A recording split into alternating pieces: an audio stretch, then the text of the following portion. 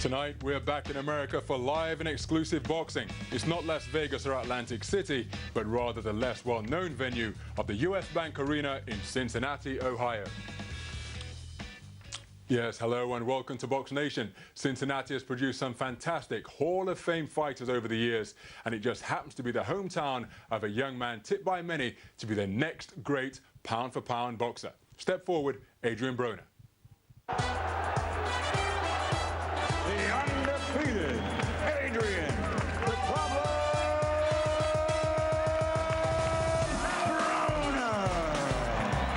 Here comes Broner with a left hook. Big uppercut again by Broner.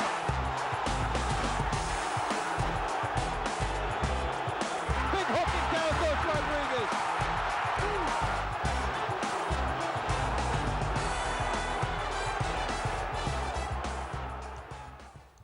Well, Broner's nickname is The Problem, and he's certainly given all fight fans one tonight, because we should have been looking forward to a WBO super featherweight title defense from the hometown favorite against California's Vincente Escobedo. Instead, after coming in 3.5 pounds overweight at yesterday's weigh-in and a whopping 13.5 pounds heavier than a super featherweight limit today, Broner's been stripped of his title, though the fight goes ahead. They'd like to say that joining us in the studio to talk through the serious ramifications of what's gone on over the past 24 hours, Boxnation regular boxing journalist Steve Lillis, and alongside him, former British light welterweight champion Ashley Theophane. And Steve, in what's become an increasingly kind of worrying trend of fighters failing to make weight in significant title fights, Broner's fallen foul of the same problem. Just bring us up to speed with a chronology of events over the past 24 hours or so. It's been a crazy 24 hours, you know, chaotic at best. First of all, he's come in 3.5 pounds overweight. There was all sorts of ructions over that. Afterwards, he's reported to have had a drink at the Scales, then gone to a restaurant.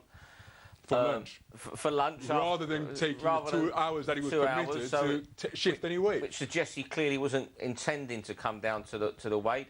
They then agreed, he then forfeited $60,000 of his purse, $30,000 to the commission, $30,000 to Escobedo, and they agreed that he would come in this morning 10 pounds over the contracted weight, which would allow him to be 140 pounds.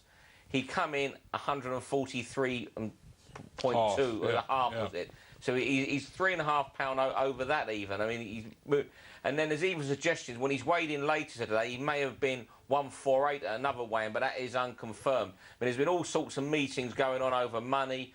Escobedo, it was even off, it looked, for a while, the fight, and people were announcing it. How close did it come to being off? Because there was some serious brinkmanship being played by Escobedo and his team. Yeah, well, I mean, if you look on the social networking sites, it was off, and, you know, and reputable websites were saying the fight was off, and I think Escobedo was even quoted on one website. On his Sacramento Bee, his local newspaper, he told him he wasn't fighting. Obviously, meetings have gone on, and he's got anything between $50,000 to double his purse.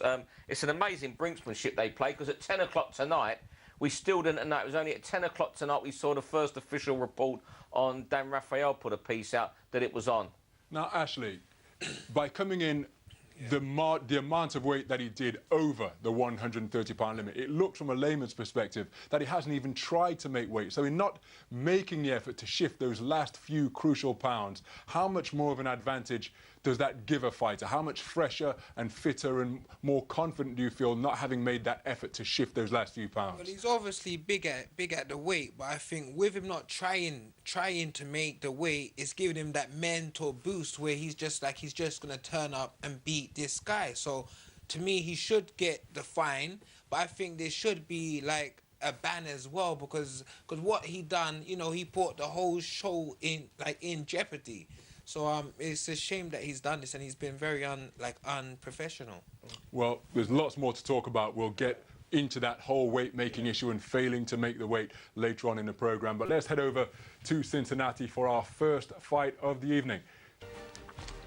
So, guys, we're back just looking ahead to the main event featuring Broner against Escobedo. Now, this whole weight-making issue, it's caused a lot of contention among fight fans. And as we've pointed out at the beginning of the show, Steve, it's becoming almost an increasing trend. The fact that we've seen Broner do it this afternoon, champions like Mayweather on his return against Manuel Marquez have done it in the past. Brandon Rios has blatant disregard for making the weight.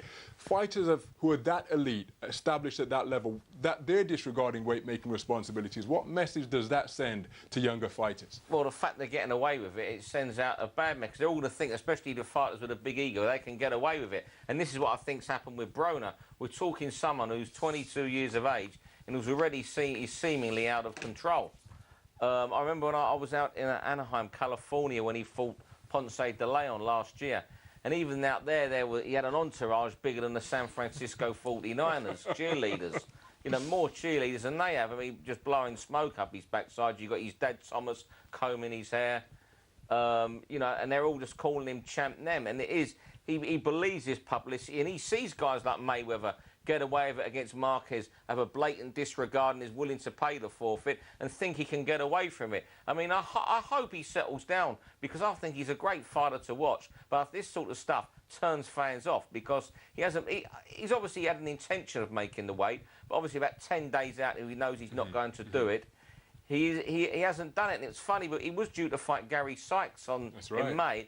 Again, on the Amir Khan undercard that got aborted against in the rematch. Yeah, and Julian McGowan, even before their fight was called off, had doubts about his weight, because he looked at so many before and after pictures about him doing the weight. But it's a blatant disregard, and what upsets me a bit more is that WBO President Paco Valcárcel has said, you know, that if he wins tonight, he will go mandatory challenger for Ricky Burns. So you know, there's even ramifications for British boxing. Now, of course, there's big money to be made from that fight, but it's a bit unfair that someone who's done this can go straight to that situation. But this is, you know, he brings big sanctioning fees. I think tonight is his 5th fight on HBO already. That's right. And he's just 22 years old already. His 5th fight on HBO. It's his 11th fight in his hometown of Cincinnati. So they're building a fan base for him there. But from a fighter's perspective, Ashley, when a fighter chooses not to make the weight, what would you do in a position of Escobedo? Would you take the fight? We talked about the pressure he was under. Steve mentioned that his purse could have been as much as doubled. He's under a lot of pressure. A lot of tickets have been sold. If you and your team were in that situation of a guy coming in that much over the weight limit, how would you approach it? What would you do? Well, to tell you the truth, the £3 is not a lot of weight, but it's the principle of the matter. If I've had to make that weight, it may have been easy, it may have been hard, but I've still had to make that weight. Just to interrupt, is 3.5 pounds not a lot down at super feather? Seems like an awful. That's closer to lightweight than it is super feather. Yeah, it is. It is. That depends the way that you're looking at it. But the next day, he didn't make the £10. Because I would have been more upset about him not making the £10. So that means, like just overnight, he's gone home and he's eating a lot and he's not trying to make the weight. So he's thinking, I'm Adrien Broner, I'm not going to try and make the weight. I got Al Heyman behind me, I do what I want. So it's kind of, there's got a lot of kids who look up to him, and it's kind of, it's a bad example, because he is supposed to be a star of the future. So if you're starting like this, how are you gonna be like when you are a star? So I think that the TV companies, HBO and Showtime, they have to get together and put their foot down a bit more. And what about the authorities? We've seen that fighters are getting fined percentages of their purses. In this case, it's been 20%. What more would you like to see them do in an effort to stamp out what is becoming perhaps not an epidemic, but a trend, a disturbing trend in the fight game? It's definitely a trend. It started way back with Castillo and Corrales, and then Juan Guzman, he's a walking advert for not making the weight. I mean, he wrote the rule book and broke it on how to crash weight and not make it. He's just a complete liberty taker. But saying that, Juan Guzman, he lost his deal with Golden Boy now because he didn't make it. That's a very good point. He's a major talent. I've seen him in the gym, and he's amazing. The thing is, Guzman though doesn't have HBO running around him. That shows the politics of boxing. So what more could the authorities do? Are we talking sterner penalties? Are we talking fights being withdrawn? What more could they do to ensure that this doesn't become more of a problem than it currently is? Certainly sterner financial penalties. And before I come in tonight, I was going through the WBO rules, which were a Bible in themselves, the length of them. And I was looking do they do weight checking 30 days out? I couldn't see anything like that. So if I'm wrong, perhaps someone can, tweet in and correct me. But I couldn't see anything that they do, like the border control here do a 30-day day weight step. But I couldn't find that on their rules. So if they did do it, what's gone wrong in that time? But actually, we're in a position now where sports nutrition, sports medicine, more advanced than it's ever been. Give us a fighter's perspective. What excuse is there or otherwise for failing to make weight in this day and age? I don't think there's no excuse because as well because he's got the finance there, so he can hire like a nutritionist. So there's no excuse. He didn't try to. He's been on Twitter like showing his Twinkies, saying that I'm addicted. So it's obviously that, he hasn't even tried. He's been at the burger joints and all of that. And you shouldn't be there. If you're a sportsman, a boxer, you have to make weight. It should be healthy living. And he's not even trying to do that. He's just young and cocky and, he's going to lose some fans like that. Yeah. I really like this kid, bro. I think he's really good to watch. You had him on Boxnation before. He's exciting. He bowls people over. But I just hope he doesn't totally get out because there's so many people around him just telling him you're right. They were calling him champ when he had that fight with Ponce de Leon, and you're the champ. And this was a 10-rounder on the Matthew Hatton Alvarez undercard. And I just worry that this sort of thing, this entourage, that it does spiral out of control for this kid. And I really hope not, because he is a talent. And, the fact that HBO are giving this trick, they see him as the next American marquee superstar. We'll talk more about the fighters ahead of that main event. But, again, this is such a big issue in this sport and so potentially damaging. Just want to explore this a little bit more. You've sparred with bigger guys in the gym. You've sparred with smaller guys in the gym. Just give us, as laymen, a perspective. Explain what it's like when you fight a bigger guy and when you fight a smaller guy. Because Duke McKenzie tells a fantastic story. Our friend and colleague won world championships in 3 different weights. He said when he went for that 4th weight world title against Steve Robinson, he hit Steve Robinson flush with one of the best right hands he's thrown. He said Steve Robinson blinked and just carried on coming forwards. And he knew then it was going to be a long night. So just give us a fighter's perspective as to what it's like fighting somebody both bigger and smaller, and how much of an advantage or disadvantage that is. Well, I think if you fight a smaller guy, he's going to have that speed against you. But then if you're bigger than him, you would just walk him down because it's just like a fly hitting you, and you just keep going forward. But if you're fighting a bigger guy and you hit him, he's used to bigger guys hitting him. So he's just going to walk you down and then you may get beaten up. And it's your health at risk. It's boxing. We have to look at that as well.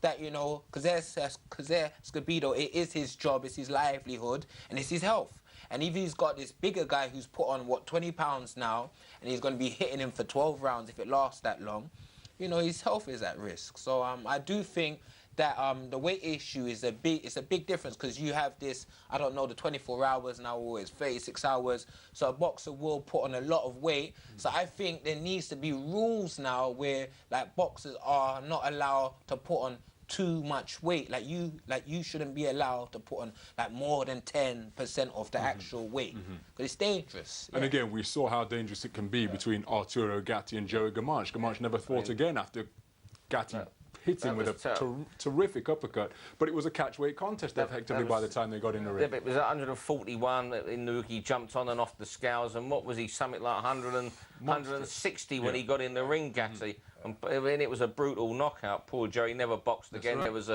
quite a high-profile court case. That is the one example that people keep referring to in this. Is this and that? Let's hope we don't have another incident like this. And there is always that fear. But, with Escobedo, you can see, it was why he's taken the money. When is he going to... OK, he could have pulled out this fight tonight. He would have still remained #1 contender. He would have been matched with somebody else. I don't know who's #2 in the WBO. He would have been matched with them. And he wouldn't even got close to the original $150,000 he was getting tonight. This is his one chance of a massive payday. Look, at the end of the day, boxing is a business. It's about money. And he wants that. He won't see this money again. As you say, it's a business, but as you say, it's the hurt business, and you're putting your health and possibly your life on the line every time you step into the ring. Escobedo has done nothing other than fulfill his professional obligations, and now, having fulfilled his professional obligations, he's at a serious disadvantage. How much pressure would he have been under from the forces of the guys in the arena, from the TV company, everything at stake tonight? How much pressure would have been placed on him to take this contest? Like, you have to think as well, if he turned down the opportunity, because HBO, like, they must have been very unhappy that it wasn't going ahead, because Broner is, because he is their star. So I think if he didn't take the fight, maybe he wouldn't be on again. Because also you got Golden Boy who's going to be speaking to him because they promote him. Like, so, because they probably said, you take the fight, you get your 300 grand, you'll lose, you may lose, and then we'll bring you back again, because Broner's going to step up a weight. So there's going to be like the free slot, slot there again. So we'll bring you back. So I think there was a lot, like hours and hours of them just trying to coax the team. And then in the end, like, they brought him like the money, and I think he's going to get another shot, like when Broner steps up. It was fantastic brinksmanship, though. It was even 10 really o'clock. 10 o'clock tonight. I mean, that was pushing it to the wire. So whether that's affected him, whether he's been told you just go and rest, we're a bit of luck. Let's hope he's quite a relaxed, laid-back character, and his manager's told him, you just go and relax. You'll be fighting tonight. Leave the rest to us. And you hope that it's been that sort of thing, because if he's been involved in these negotiations till 6 hours before the fight himself, his mind could be everywhere but Cincinnati when he gets in the ring. Well, talked about the weight-making issue will hopefully build up the fighters involved in what promised to be quite an intriguing contest, a stern test for Broner in that, well, what was a title defence, but now it isn't. We'll deal with that. But in the meantime, let's take a break. Join us for more action after this short interval. But actually, up next in the ring, we've got a couple of welterweights, and it features a guy who's been operating as a light middleweight, Keith Thurman, unbeaten young American, highly touted prospect, and somebody you know very well because you came close to sharing a ring with him. What can you tell us about Thurman? Well, a few weeks ago, you know, I was offered a fight by, I think Marcus Maidana, because he was supposed to fight him, but he turned down the fight because he didn't want to be no one stepping stone. So, like, Golden Boy, got in touch with Hatton Boxing, and they asked me if I would take the fight. But I'm walking around at 660 at the minute, so I can't Looking good on it though, man. Looking good on it. It's healthy. I mean, it's healthy weight. So I couldn't make the weight, so I had to turn. It was short notice as well, so you know I'm working towards an August fight. But I didn't know much about Thurman, but he is supposed to be a power punching boxer, but he's untested yet, and you know, it should be a good one to watch.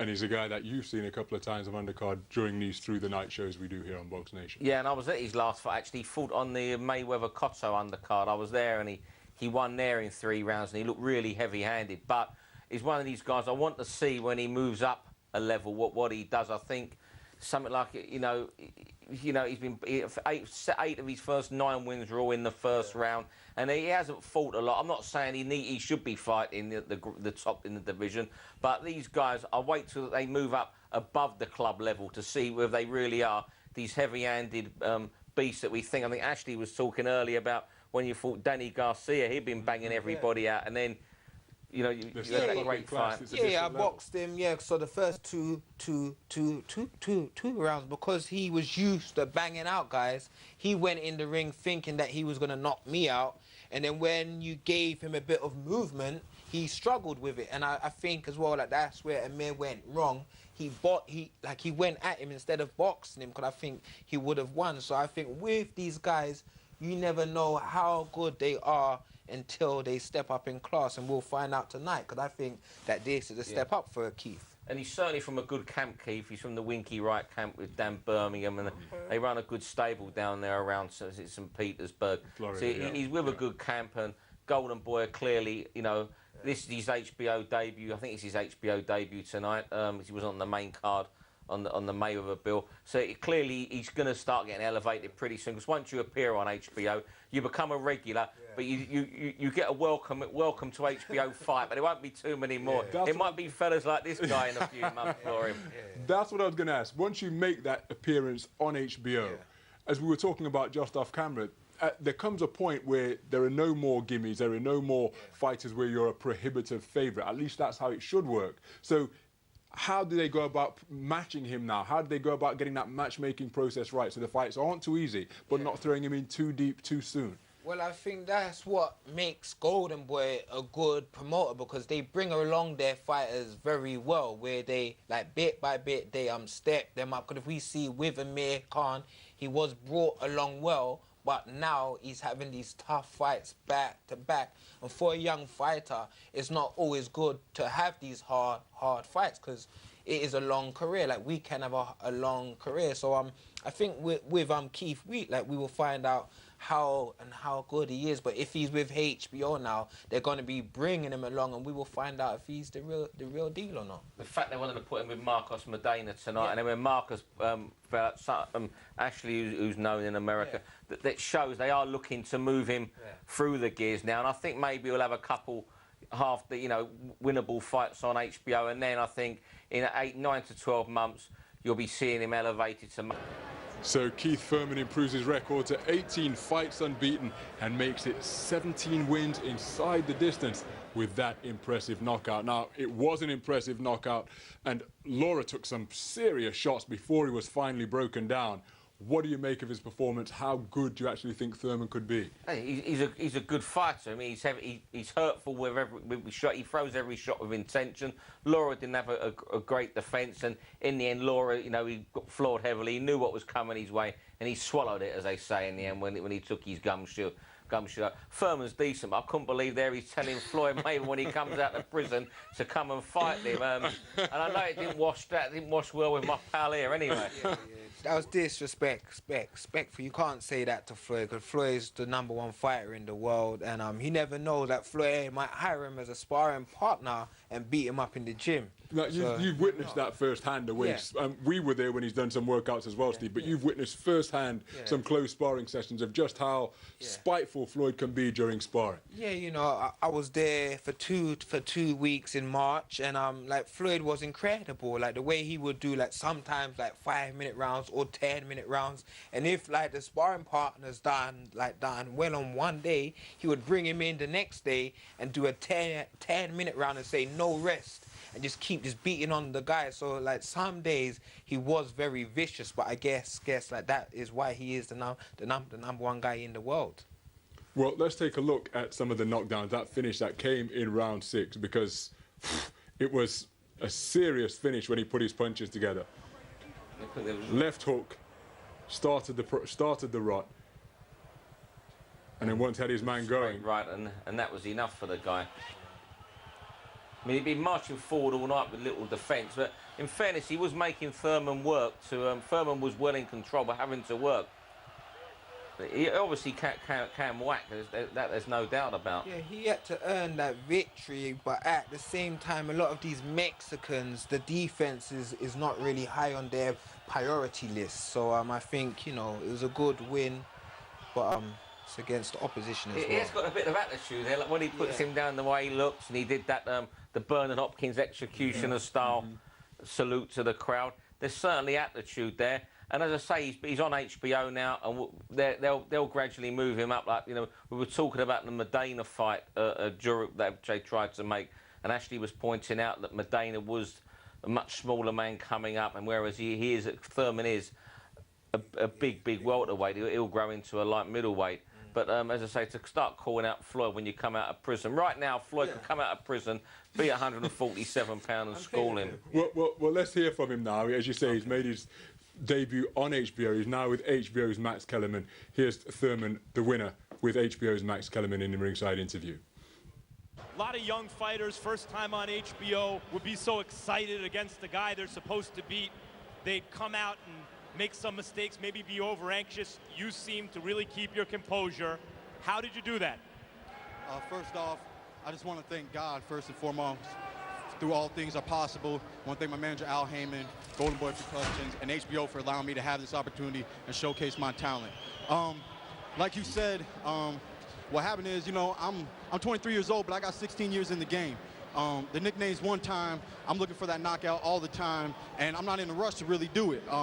If you got a weak chin, we'll put you out early. My opponent, he's a veteran. He was talented. He didn't use his head movement. He was smarter than I thought he would be, so it took a little longer. But in the end, we got the KO victory like we wanted.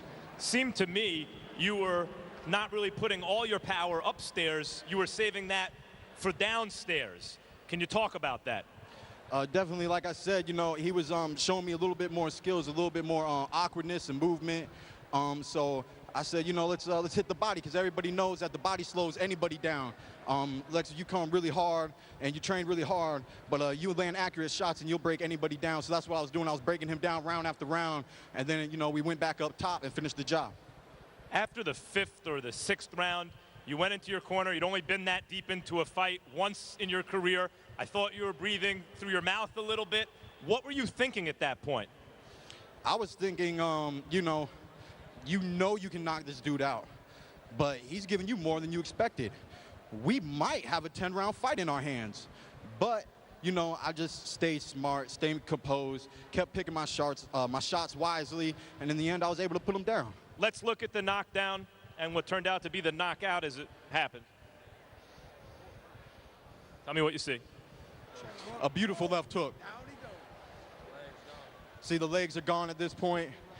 That left hook is really what did it. You know, that right hand, that just really put him on the mat.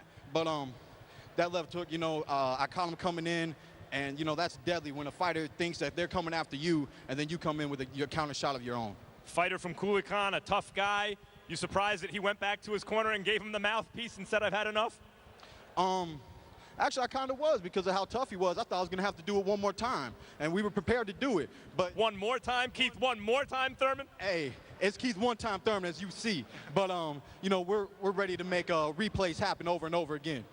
Keith, it's not your fault Maidana drops out, but he did. This was not a world-beater type opponent. What are you looking for next? I'm looking for anybody. I'm young, I'm hungry, I'm the new thing in the welterweight division. We had to sit out for a year, so y'all didn't get to hear me, but you see the thunder that I'm bringing into the ring. I'm ready for a belt. Paul Malignaggi, I want your belt. Timothy Bradley, I want your belt. Floyd Mayweather, you're undefeated. I think I can defeat you. So we want everybody in the welterweight division, baby. We want everybody in the welterweight division. They call you a world champion. Come get some of Keith one-time Thurman. Keith one-time Thurman burgeoning with confidence and in his first interview on HBO. And after the break, another man who is never short of confidence and always wants to look good, even after a fight, Adrien Broner. You just won a belt at the age of 22 with a sensational knockout in front of your hometown fans. What are you feeling right now? Hold on, Max. Hey, Dad. Brush my hair one time. Hey, Pops. Come brush my hair. He has his gloves on, so he can't do it himself. Is that right? All right. You already know. Okay. Now I'm more comfortable, Max.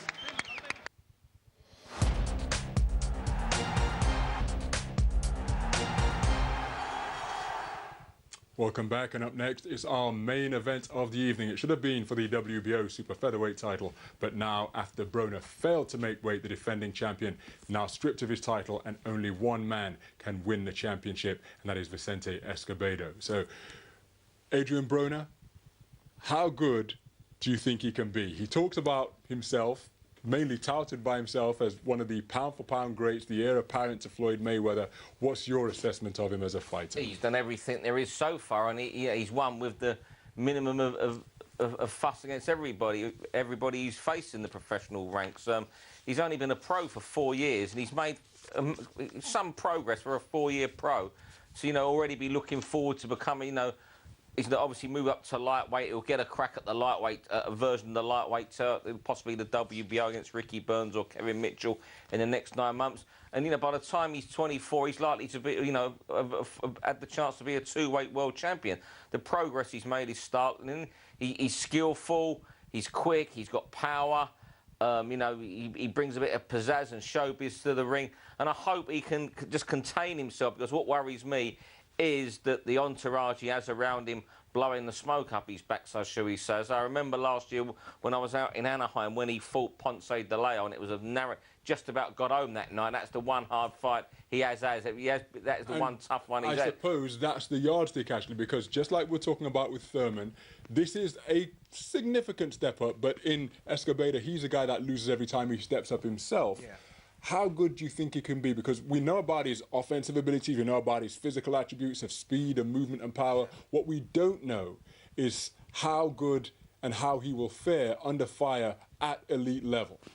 Well, he seems like he's hard working in the gym because he always says that Floyd is an inspiration and stuff. But I think he could be a 3 to 4 weight world champion. I do think he's that good. But also Floyd has said that he thinks that like Broner could take over as the pound for pound king when he retires. So this kid is very good. I think he's got everything to be a great fighter. He's just got to stay dedicated to the sport and don't believe his own hype. Yeah, I mean that's what I mean. How much substance is there behind the hype at this point in his career? Oh, plenty. As I say, that one hard fight against Ponce de Leon.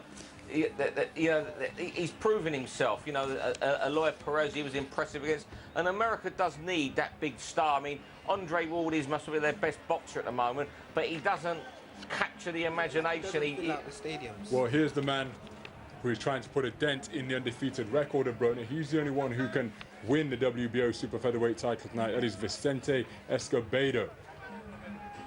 Know all about the shenanigans and failure to make weight of Broner. He's decided to take the fight.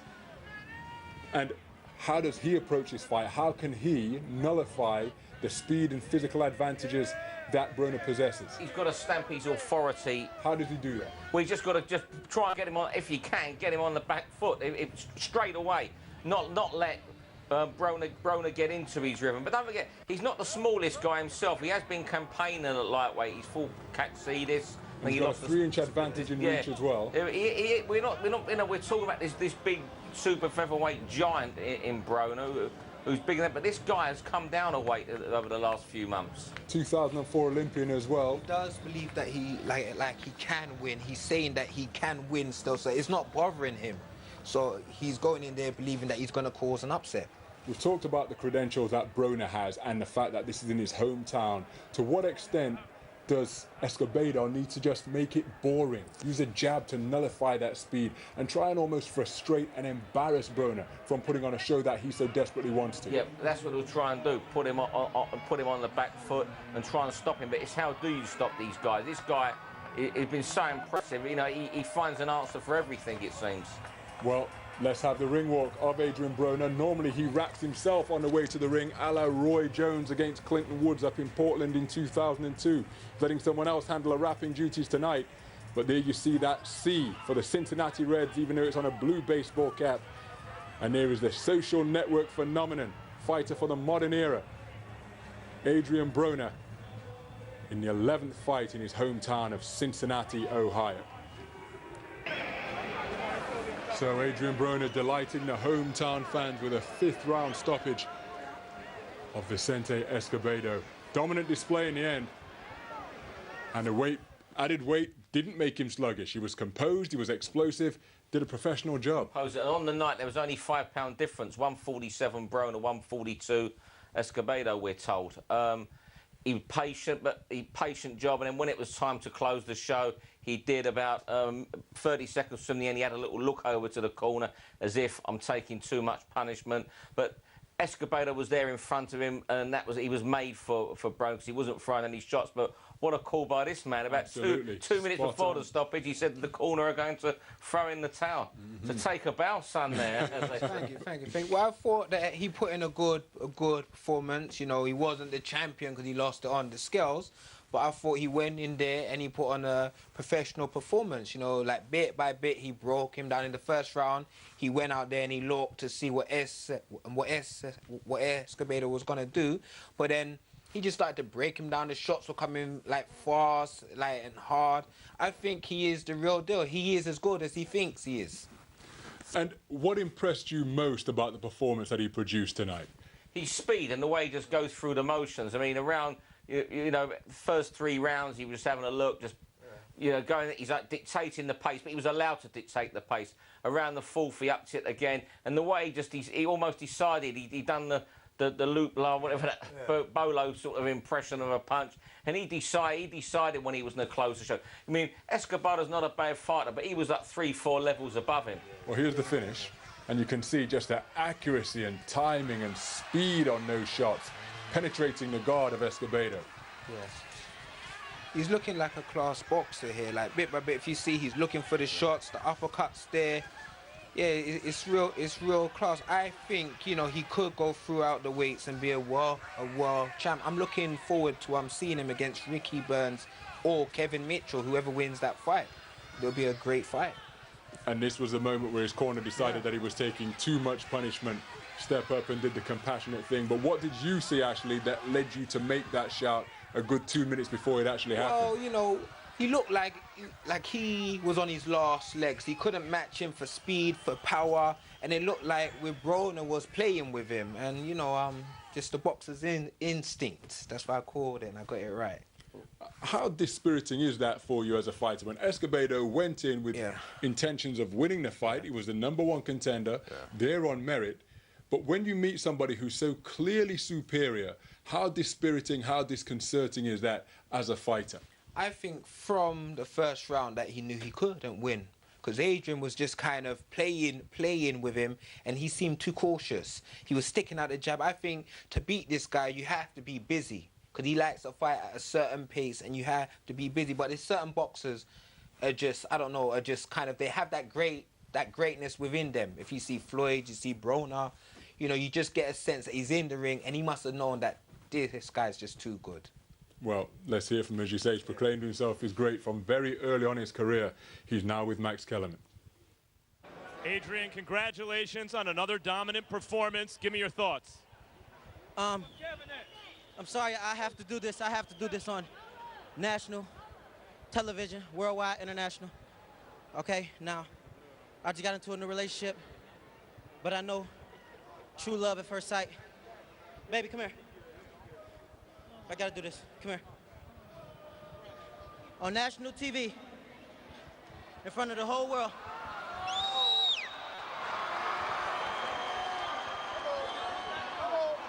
Stop that. Stop. Stop. I need quiet for this. I need everybody to be quiet.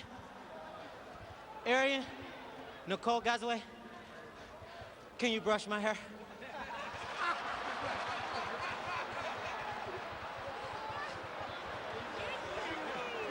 I'm too early. I'm too young for marriage.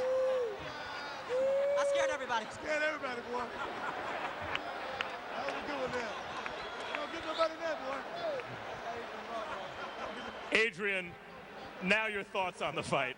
That was good. You had me. Now your thoughts on the fight.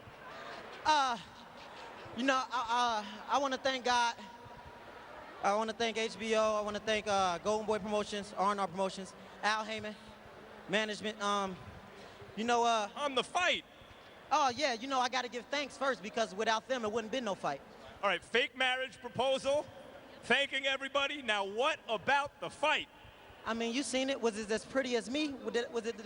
It really is a pleasure to watch you box. You're a tremendous boxer, but you didn't make weight for this fight and did have what amounted to a purchased advantage. You were sensational, as you have been recently, but didn't you need to do that just kind of to break even? I mean, you've been watching Adrien Broner fight a long time now. You know I do that all the time. You know I was going to do that anyway. But with the weight, I just grew out of the weight class, and now I'm going up, and that's that. I asked you before the fight about tweeting pictures of Twinkies and stuff on your Twitter feed and then not making weight. That doesn't look so good for you. Do you want to make any last comment about that? Well, that was tweeted because of a 10-question HBO questionnaire from HBO, and that's why that was tweeted. But other than that, I tried my best, and I'm going up, and now I'm going to get a lightweight tail. And DeMarco, you might be next. Marquez, you can get it next. Brandon Rios, we can meet at a catch weight. It really don't matter. Well, those are all fights we'd be very anxious to see, but just one last time. So someone tweeted at you as part of an HBO question and answer on Twitter, what are your weaknesses? And you tweeted a picture of Twinkies? No. They said, what is something that nobody knows about Adrien Broner? And I said, I'm addicted to Twinkies. Well, now it looks like you're headed for a lightweight division, and any one of those fights we'd love to see. Thanks a lot, champ, and or former champ now, and maybe soon to be future champ. We look forward to seeing you soon. Of course. I want everybody to follow me on Twitter at Adrien Broner and on Instagram at Adrien Broner. You know, I do cut up like scissors all the time. Again, follow me on Twitter at Adrien Broner and Instagram at Adrien Broner. Holla at me. Thanks. Vicente? Well, mixed emotions in those two post-fight interviews with Max Kellerman. And it was great self-promotion, great advertising from Adrien Broner, but we really didn't learn much about his thoughts on the weight-making issue or about the performance that he felt he turned in. It was rather glib, a bit of fun with the fake marriage proposal, but what did we learn from that interview? The marriage proposal was fantastic. That was different. But he gave nothing. There was no apology. I mean, he thanked everybody, and he sort of hinted that they made the fight happen. HBO, Golden Boy, Al Heyman Promotions, and Sam Watson there made the fight happen. But there was no apologies to his opponent for not making the weight when he deliberately wouldn't get down. He could have conducted himself a bit better there at the end of that interview, because he just brushed the whole weight issue aside. I couldn't make it anymore. I said, I'm moving up, and then issued a load of names he'd like to fight. He missed out Ricky Burns and Kevin Mitchell. I think he could well fight because of the WBO situation. But it was disappointing to see him not apologise for basically making no effort at all over the closing weeks of his camp. Would you say he didn't mention Kevin Mitchell or Ricky Burns, the reigning WBO champion, and as Michael Buffer announced in the ring after the fight, he's now the WBO's #1 contender for that lightweight title. So how likely is a fight between those guys somewhere down the line? They're of course contracted to meet, scheduled to meet Mitchell and Burns, the reigning champion, but how likely the winner of that taking on Adrien Broner? Well, there's got to be the purse bids. So, like Golden Boy and Frank Warren are going to have to make a deal or whatever. But it would be a great fight to see it. It was a shame he didn't apologise because, there was a whole show that nearly didn't go ahead. But, hopefully it would be great if he came over here and he fought like one of the Brits, because it would be a great fight. And you never know, so we have to see what happens. Yeah, I wouldn't be surprised. I mean, he was close to fighting Ricky Burns last year, but then Ricky decided he would move up to lightweight. He has mentioned Ricky Burns' name before. And if they can't make it with one of the other champions, I think with DeMarco or one of the other guys, there are some of the champions with top rank, and Golden Boy and top rank do not do business at the moment. So I'd imagine the Burns fight would be easy to make, possibly, or Burns or Mitchell fight would be easy to make without Pursby, because Frank's got a working relationship with Richard Schaefer at Golden Boy. We show their big cards here on Boxnation, so they could get round the table, and I think they could thrash out the deal if that's what he wanted. But as Ashley was saying, I think he will go through the weights very quickly. He will just brush through the 135-pound division. A big guy, so I think that he would be at lightweight for maybe 1 or 2 fights, then go up to light welterweight, then go up to welterweight, because he looks very big for the weight. He's fast and he's still strong. So I think he's got a great future ahead of him, though. All of that in the future. Let's throw another name into the mix. Assuming he gets his contractual situation sorted out, Yuriorkis Gamboa and Broner. How good a fight would that be? 2 explosive guys. Haven't really seen either of them get extended. Yeah. That would be the fight you'd love to see. I think he's going up to lightweight. He's just signed a deal with 50 Cent, is it? I'm more of a punk rocker than a rapper. Or what? Is he a rapper, 50 Cent? He's a rapper. He's a rapper. I'm not up with all the... I knew he was a rapper or an R&B or something. 50 Cent's going to become a boxing promoter, and Gamboa is his first signing. He was hanging around with 50 Cent at Mayweather Cotto, and I think that's who I'm told, that's who he's signed with, and now we're going to see 50 Cent promotions at shows. You got the exclusive here. That was big news. I didn't know that. Okay, that's great. And given the skills that he demonstrated tonight, what he's demonstrated throughout his career, how good do you think he will ultimately be in the professional boxing business? Well, it's all about the dedication that he's got. If he could stay with the dedication, I think with him not making weight, I don't know if he tried or not, but he's going to be lightweight next, and there's some good fights there. He has some good fights, because I would love to see him and Brandon Rios. That would be a great fight. There's Gamboa as well, if they could get it on. So I think that boxing has some great fights for the future. You have these young stars coming up, so it's looking good. The big thing is what you were saying, actually, the dedication. He looks up to Floyd Mayweather. He's got the traits of Mayweather. But in case there is doubts about his dedication, these people need to send him to spend some time on watching how Mayweather trains. Because whatever we think of Mayweather away from the ring and the way some of the things he's done, He is the consummate professional when it comes to boxing. There's no fighter like it who prepares.